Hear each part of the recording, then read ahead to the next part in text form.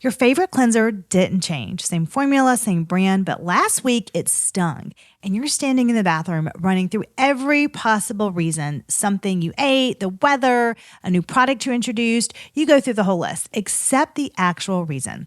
Your skin's threshold changed. And in this episode, I am going to talk about why products suddenly sting, why redness appears in menopause that was never there before, and why women who never had sensitive skin in their lives are suddenly managing what looks like rosacea. This isn't mysterious. The biology is clear. Let's get into it. If your skin suddenly feels different, drier, more sensitive, less responsive, it's not you, it's your hormones. I'm Lindsey Holder, Master Esthetician, and this is Spa Skin and Beauty, the show for women navigating perimenopause and menopause who want their glow back without the guesswork. Every week, we're breaking down what's actually happening in your midlife skin, what to stop doing, and the simple routines that work with your changing hormones, not against them.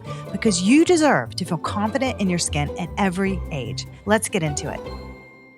Welcome back to the Spa Skin and Beauty Show. I am the host, Lindsey Holder Reinhardt. Thanks for being here today. I am a master esthetician of over 16 years. I am 49 years old, and I'm also a licensed thermographer. So in this scenario, I just want to tell you something. So one woman will tell me that she has been using a vitamin C serum for 3 years. Now it burns on application. She's already, emailed the brand. She's checked the ingredient list twice. Nothing has changed externally. Everything has changed internally. So that gap between those two explanations is exactly what we're going to talk about today. So this is what's actually breaking down. Your skin barrier is a structure, okay? So the outermost layer of the skin, those cells are held together by lipids. That's your ceramides, cholesterol, fatty acids. And when that structure is intact, moisture stays in and irritants stay out. But however, when it degrades, two things happen at once. Water leaves the skin faster than it should, and things that used to stay at the surface, your acids, your fragrance, even water temperature, those start reaching nerve endings that were previously protected. I don't like you using fragrance though. I just wanted you to please don't use fragrance in your products, just FYI. But that is when products suddenly sting. Now you have the answer, okay? Your nerve endings were protected before, they are no longer protected. That is when the woman who used retinol for 6 years without issue is suddenly peeling and flushing. The product, it never changed. The structure absorbing the impact of that product, that is what changed. There's a huge estrogen connection in this. Estrogen has receptors deeply in the skin, and 3 of its jobs matter most here. First, it stimulates ceramide production. Ceramides are the lipids holding the barrier together. When estrogen declines, ceramide synthesis slows and the structure thins.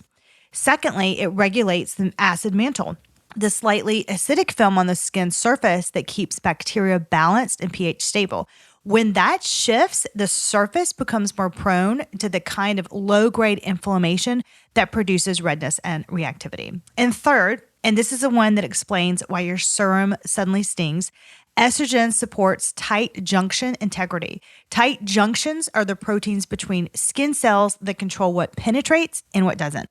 Estrogen keeps those junctions tight, and when estrogen falls, they loosen. Substances that used to stay in the outer layers now go deeper, and deeper means more nerve activation. Means ouch. And that means more burning, more stinging, and even more flushing.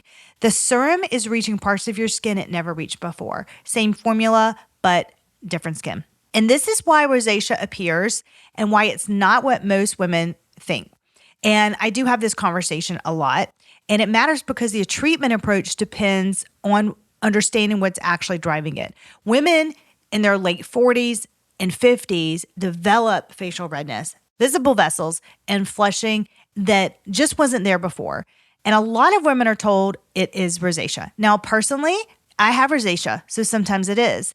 But in menopause, there's a specific mechanism producing what also can look like rosacea, and it's different from classic rosacea. And here's what's happening. Estrogen has a vasoconstrictive effect. It helps regulate how blood vessels behave, keeps them from dilating too easily. When estrogen drops, that regulation weakens. Blood vessels in the face become reactive to triggers they ignored before. So heat, maybe a glass of wine, a hot shower, stress, even exercise. I mean, like all the good stuff, right? This is where hot flashes and facial redness are actually the same symptom. Vasomotor instability, the flush you feel internally, it shows up externally.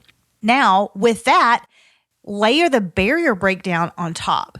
Now you've got, with that barrier compromise, inflammatory signals reach the skin more easily. So with that acid mantle disrupted, there's more surface imbalance. With less sebum, there's less natural anti-inflammatory protection at the surface. If today's episode resonated and you're realizing your skin needs a different strategy in menopause, the best place to start is inside the LaPree Beauty app. It's free and designed specifically for hormone-aware skincare structure.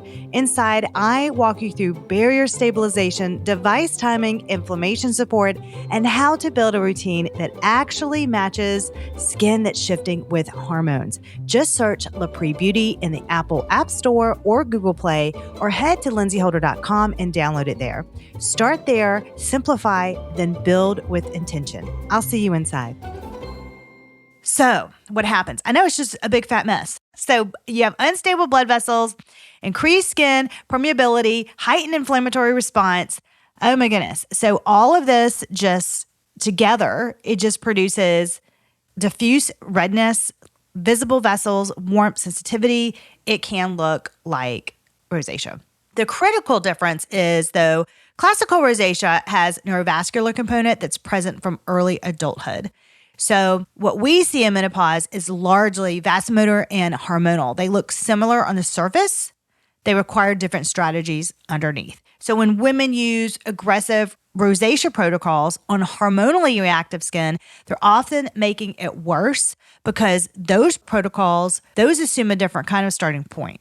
But the barrier is already fragile. So strong actives compromise it further. You really have to watch your actives in menopause. You don't just want super strong actives, okay? The redness increases, and the assumption is that the treatment isn't working yet, but when actually the treatment is the problem. And I just want to emphasize that one more time, because that's the sentence that needs to just lock in for a minute. When the treatment is the problem, because you've got to stabilize first, always. So what do you actually want to do? Honestly, the most effective first step is usually not adding something, it's removing. Take out the actives that require a resilient barrier to tolerate. That means the retinoids, that high percentage vitamin C. I know, the clinical strength acids, these are all stimulation tools, and they work wonderfully on structurally intact skin. But if you have a compromised barrier, they're inflammatory triggers, not corrections. So just remember that. So remove those products first. Reduce how aggressively you're cleansing. Many cleansers formulated for younger skin are too much for menopause skin in a reactive state. Simpler, once daily in the evening. That often resets things faster than anything you could add. Bring in ceramide dominant moisture. So not just hydration, lipid replacement. Your skin is losing the mortar between the bricks. You're rebuilding the structure. You're not just adding water to the surface. And stop changing things. Every new introduction is a variable. I 100% know this because I test skincare for a living, and it is brutal on my skin. And I have rosacea-prone skin. Every variable is a potential trigger, and the urge to find that right product, that keeps the barrier in a perpetually disrupted state.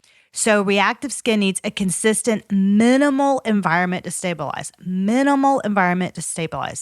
That can take 6 to 8 weeks, not 1 week. So just remember that. You have to give it time. It's like a diet, right? You have to give your diet time. I'm on high protein right now, and I'm like, oh my gosh, I want my results tomorrow. Can I not fit into those genes tomorrow?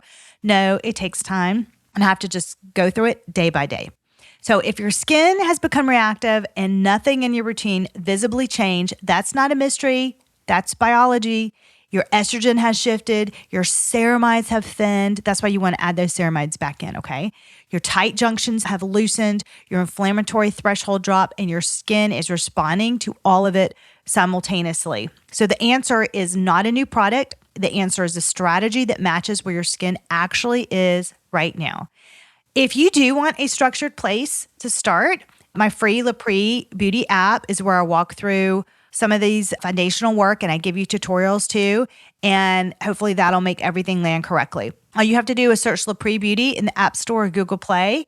And the link is also in the show notes. And if you want me personally to look at your specific situation and tell you what's happening, I have a $27 skin assessment that gets you in the door with me to work one-on-one. It is one question, one clinical response, and it is in your inbox with a personalized video from me going over your form within 48 hours to give you your answer. That is also in the show notes. I hope you've enjoyed this episode. Until next time, stabilize first and everything else will follow.